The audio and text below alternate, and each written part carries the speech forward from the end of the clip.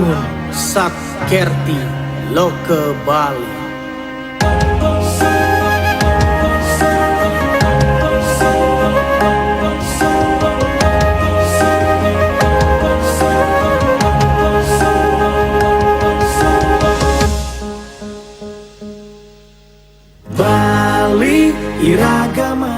Pembangunan jalan shortcut Singaraja Mengwitani akhirnya dilanjutkan. Pemerintah Provinsi Bali memutuskan untuk kembali melanjutkan pembangunan shortcut di titik 7A, 7B, 7C, titik 8, serta rest area. Gubernur Bali Wayan Koster melakukan peletakan batu pertamanya di kawasan Desa Pegayaman, Kecamatan Sukesade.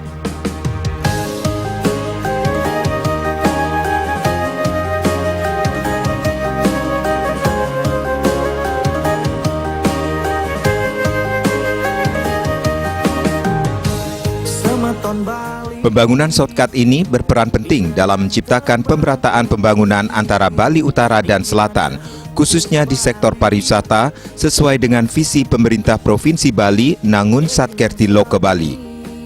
Upacara pecaruan digelar sebelum pengerjaan fisik shortcut titik 7-8 dilakukan.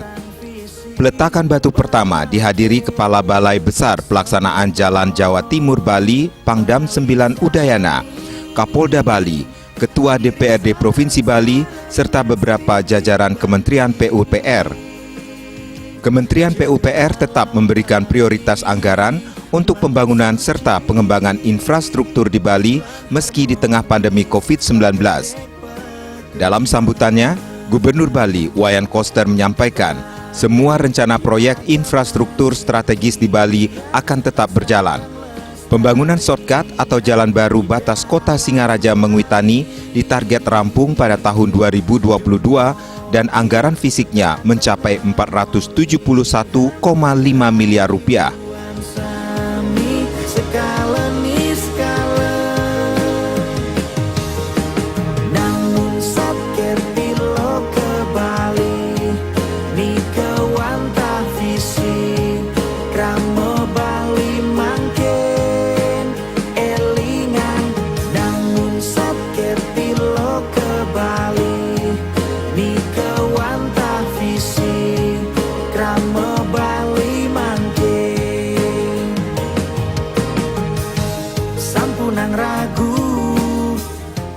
Perbatasan Buleleng tidak lagi ada belok-belokan, jadi langsung lempeng nanti.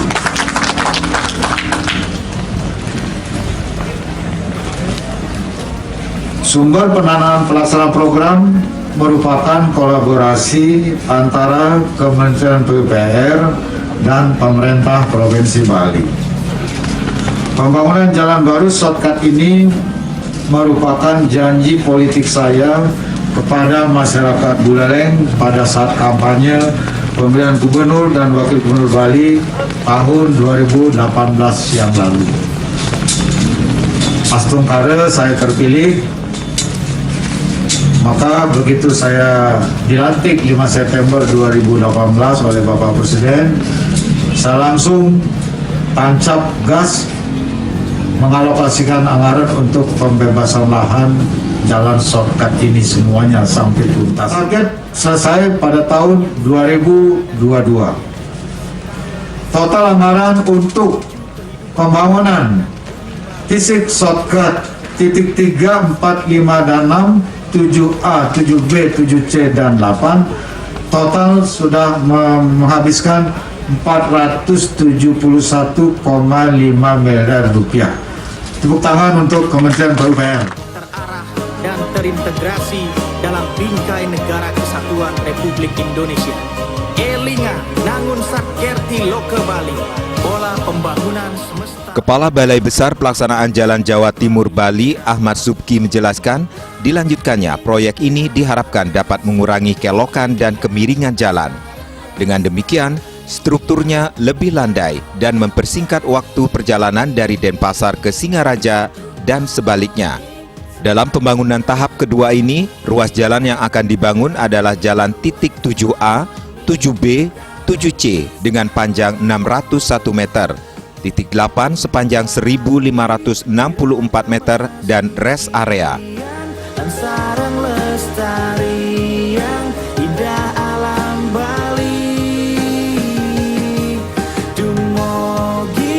sedatengah molihan kerahayuan sami sekalenis. Menyampaikan ucapan terima kasih yang sebesar-besarnya dan apresiasi yang setinggi-tingginya atas terselenggaranya acara ini, karena acara ini mempunyai makna penting bahwa kita untuk menyelesaikan sesuatu tugas bersama memang harus menyatukan tekad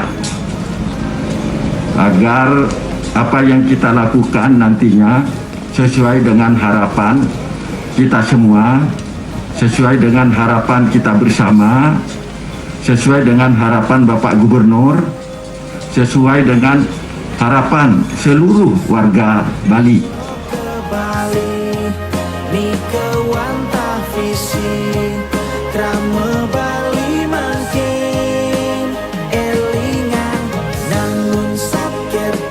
Sementara Bupati Buleleng Putu Agus Suratnyana menjelaskan, pembangunan ini otomatis akan menyelaraskan pembangunan antara Bali Selatan dan Bali Utara.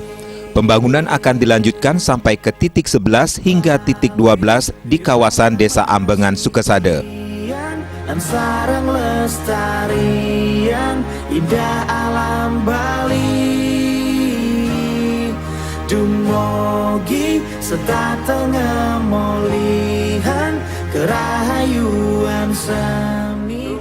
Titik 11-12, ya itu loh punya Pak Gubernur ya, bonusnya. Harapannya apa Pak? Nanti ada juga Ya pasti harapannya dulu pasti kita tahu bersama kelancaran keseimbangan Korea Selatan yang paling penting ya.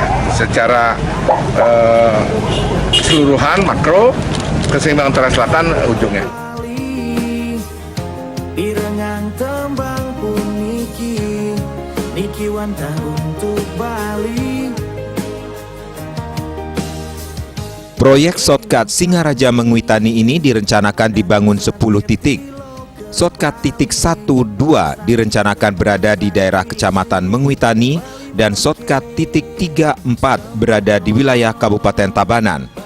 Sementara shortcut titik 5-6, shortcut titik 7-8 dan shortcut titik 9-10 berada di wilayah Kabupaten Buleleng. Alam Bali manda suci lan harmonis pagedek pakenyang. Gubernur Bali Wayan Koster kali ini mengunjungi pembangunan Pelabuhan Sanur. Tujuannya adalah untuk memastikan pembangunan berjalan dengan baik, sesuai dengan komitmen dan kontrak kerja. Dumugi sedatengah molihan kerahayuan sami sekalenis kalen. Namun satker pilo ke Bali ni kewantah visi.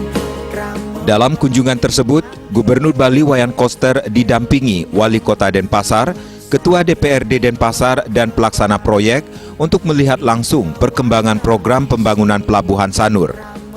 Gubernur Koster meninjau langsung pembangunan proyek yang tengah digarap, yakni proyek pemecah ombak.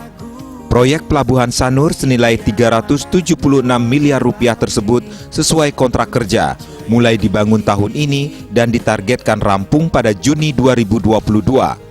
Gubernur Koster meminta pelaksana proyek untuk mengerjakan proyek dengan penuh bertanggung jawab, memenuhi komitmen dan proyek bisa rampung sesuai jadwal. Pelaksana proyek diminta pula memastikan tetap tersedianya ruang untuk kegiatan ritual keagamaan, karena tempat Pelabuhan Sanur berdampingan dengan tempat melasti. Gubernur juga meminta dibuatkan tempat yang representatif untuk areal melasti tersebut. Gubernur turut memastikan kelompok nelayan yang terkena dampak proyek Pelabuhan Sanur mendapatkan bangunan pengganti yang jauh lebih baik, pembinaan dan lain sebagainya. Nangun Satkerti Loke Bali yang mengandung makna menjaga kesucian dan keharmonisan alam Bali beserta isinya untuk mewujudkan kehidupan Kramo Bali yang sejahtera dan bahagia skala niskala menuju kehidupan Kramo dan Bumi Bali. Harus kita jaga agar sejarah nelayan di Sanur ini terjaga dengan baik. Kemudian juga perlu balai untuk kumpul-kumpul para nelayan juga sudah diakomodir. Saya minta kepada pelaksana memastikan satu kawasan untuk areal bagi para nelayan dan juga balai untuk kumpul para nelayan. Saya meminta para nelayan agar membentuk kelompok supaya bisa difasilitasi dengan bantuan program dari pemerintah nantinya. Kemudian juga memastikan agar tempat suci yang ada di sini itu terjaga dengan baik, jangan sampai terganggu. Khususnya lagi adalah tempat ini juga pasti dipakai untuk melasti. Jadi pembangunan ini harus memberikan ruang akses untuk pelaksanaan upacara melasti masyarakat yang ada di Sanur ini. Jadi ada aksesnya dan juga ada tempat sucinya yang dibuatkan dengan baik supaya kebutuhan masyarakat adat di sini itu dapat dipenuhi dan difasilitasi dengan baik. Kerahayuan sami skala ni skala nangun satker tilo ke Bali ni kewanta visi kramo Bali mangke. Dalam kunjungan tersebut terungkap, progres pembangunan Pelabuhan Sanur baru mencapai 7% lebih yang ditargetkan selesai pada Juni 2022. Pelabuhan Sanur merupakan satu dari 3 proyek pembangunan pelabuhan sekaligus, di antaranya Pelabuhan Sampalan dan Bias Munjul di Nusa Penida dan Nusa Ceningan dan Pelabuhan Sanur Denpasar. Pelabuhan ini direncanakan untuk mempermudah akses masyarakat Bali yang hendak melakukan perjalanan ke Nusa Penida, khususnya dalam kegiatan keagamaan jika ada puja wali di sejumlah pura di Nusa Penida. Dengan demikian, masyarakat Bali tidak perlu lagi bersusah payah ketika hendak naik ke bot. Pelabuhan Sanur ini juga hadir untuk mendukung perkembangan pariwisata di Nusa Penida. Pembangunan Pelabuhan Sanur merupakan implementasi janji politik Wayang Koster dan wujud implementasi visi Nangun Satkerti Loka Bali, khususnya dalam pembangunan infrastruktur darat, laut, dan udara yang terintegrasi dan terkoneksi. Wayang Koster menegaskan, jika Pelabuhan Sanur ini rampung, pelabuhan tersebut akan menjadi ikon baru pariwisata di Kota Denpasar yang belum pernah terpikirkan sebelumnya. Pelabuhan ini akan menjadi pembangunan monumental penanda Bali era baru. Sejarah baru Denpasar memiliki pelabuhan dengan fasilitas yang sangat baik. Kewanta visi kramo Bali